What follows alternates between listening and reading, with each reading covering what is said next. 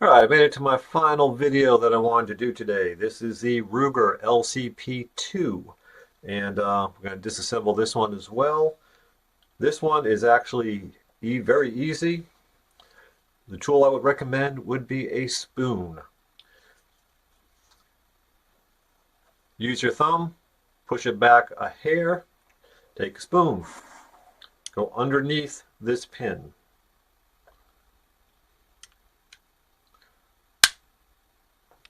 Pop it out, remove your pin, slide comes straight off, nothing to it. And this one is desperately in need of a cleaning, so that's going to be what I'm doing next. I'm not going to bother filming that. Reassembly, just slide it right back on the rails. Give a hair of a push there. Put your pin back in. So you can see, snap it in place. It is a firearm again. This one has no magazine disconnect, anything like that to worry about.